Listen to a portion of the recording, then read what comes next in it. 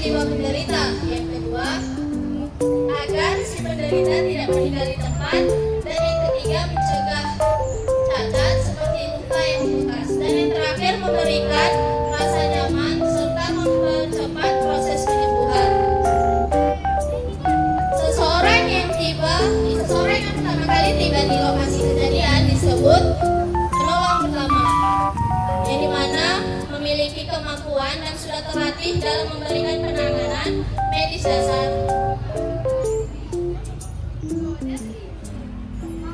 Sebagai penolong pertama, kita juga memiliki kewajiban. Yang pertama, harus mengutamakan keselamatan diri, si penderita, anggota tim, dan orang di sekitar kita. Yang kedua, memberikan penanganan secara cepat, tepat, sesuai dengan keadaan si penderita. Yang ketiga, kita harus menjangkau penderita.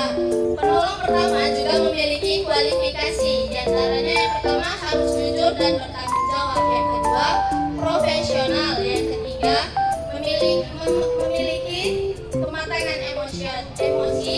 Dan yang keempat, mampu bersosialisasi. Dan yang terakhir, memiliki kemampuan yang sudah terukur secara sertifikat.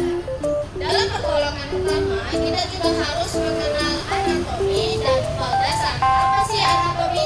Anatomi adalah ilmu urai tubuh, yang dimana ilmu mempelajari tentang susunan dan bentuk tubuh. Sedangkan fal adalah ilmu yang mempelajari tentang fungsi bagian dan alat atau jaringan yang disebut dengan fisiologi. Fisiologi adalah fisiologi atau fal adalah salah satu cabang biologi yang mempelajari tentang fungsi-fungsi tubuh. Sebagai penolong pertama, kita juga harus mengutamakan keselamatan diri. Jadi kita memerlukan alat perlindungan diri, yang dimana alat perlindungan diri ini berfungsi agar kita tidak tertular penyakit. Kita harus tahu bahwa darah atau cairan di dalam tubuh kita ini dapat mengakibatkan tertular penyakit. Jadi yang harus kita butuhkan yang pertama ada sarung tangan latex, yang kedua masker penolong, yang ketiga kacamata pelindung. Selain alat perlindungan diri, kita juga memerlukan beberapa peralatan lainnya. Yang pertama ada kain kasa atau steril, yang kedua pembalut, plester, gunting, pinset, badai, dan yang terakhir ada senter. Apa sih yang harus kita lakukan jika kita menemukan korban? Yang harus kita lakukan yang pertama kali penilaian keadaan, yang dimana kita harus mengetahui bagaimana kondisi pada saat itu, bagaimana cara kita mengatasi dan mengobati korban. Yang kedua ada penilaian dini.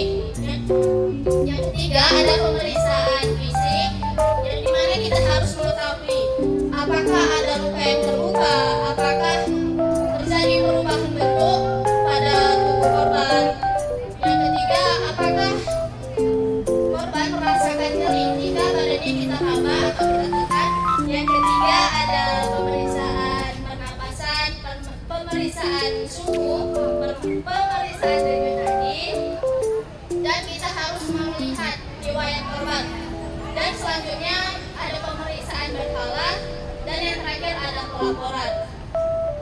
Kita juga harus tahu apa sih pemindaian. Pemindaian adalah pemakaian alat bantu untuk mencegah terjadinya pergerakan, melindungi, dan mengurangi terjadinya cedera. Pemindaian bertujuan untuk yang pertama mencegah terjadinya pergerakan atau pergeseran yang terjadi di ujung tulang yang patah. Yang kedua mengurangi cedera yang terjadi pada patah tulang. Yang ketiga mengurangi rasa nyeri, mengurangi pendarahan, dan yang terakhir itu untuk mempercepat proses penyembuhan.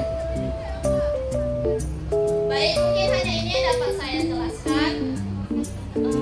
Sekiranya bermanfaat untuk kita semua, saya tutup. Salam kemanusiaan. Shalom. Assalamualaikum warahmatullahi wabarakatuh.